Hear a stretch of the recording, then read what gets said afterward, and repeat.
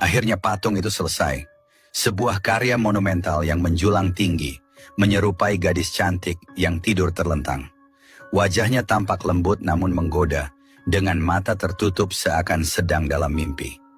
Patung itu benar-benar tanpa sehelai pakaian pun menambah kesan sensual yang memang diharapkan oleh raja dan para penasihatnya. Di dalam patung itu, perutnya dikorek dengan hati-hati dan diisi dengan daging mentah. Daging-daging itu dimasukkan melalui liang kemaluan patung. Sebuah ritual aneh yang dipercaya oleh raja akan membuat patung tersebut tampak lebih realistis bagi Unuk. Kita harus membuatnya percaya ini gadis nyata, kata salah satu penasihat raja. Setiap potong daging yang dimasukkan adalah upaya untuk menciptakan ilusi sempurna. Mereka bekerja dengan tekun, memastikan setiap langkah ritual ini dijalankan dengan benar. Apakah ini akan berhasil? Tanya salah satu pemahat kepada kawannya. Matanya penuh dengan kekhawatiran. Kita tidak punya pilihan lain, jawab pemahat lainnya sambil menghela napas. Jika ini gagal, seluruh kerajaan dan negeri ini akan hancur.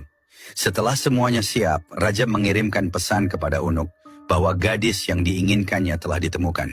Datanglah dan temukan apa yang kau cari, bunyi pesannya. Dengan cepat, berita itu sampai ke telinga Unuk. Bagaikan angin badai, Unuk datang melangkah ke arah patung tersebut. Dengan tubuh raksasanya yang menggetarkan tanah setiap kali kakinya menyentuh bumi. Ketika Unuk melihat patung itu, matanya bersinar penuh gairah. Tubuh raksasa itu berhenti di depan patung gadis yang begitu besar dan menggoda.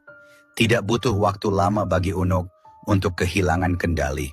Nafsu membara yang telah lama menguasainya seakan tak bisa lagi dibendung. Sungguh cantik, sungguh menggoda, seru Unuk dengan suara menggelegar yang membuat tanah sekitarnya bergetar. Tubuhnya yang raksasa mendekati patung itu, dan tanpa ragu ia menyalurkan hasratnya. Dia memperlakukan patung itu seolah-olah gadis itu nyata, tak menyadari tipu muslihat yang telah direncanakan oleh raja. Usai melampiaskan nafsunya, Unuk merasa puas dan pergi, meninggalkan patung itu dengan perasaan lega. Aku tak perlu kembali, gumamnya sambil tertawa besar. Suaranya menggelegar dan bergema di pegunungan. Unuk pun menghilang dari pandangan, tak pernah kembali lagi ke kerajaan itu. Namun yang terjadi kemudian adalah sesuatu yang tidak pernah diduga oleh raja dan rakyatnya. Air patung bercampur dengan daging mentah yang ada di dalamnya mulai membusuk.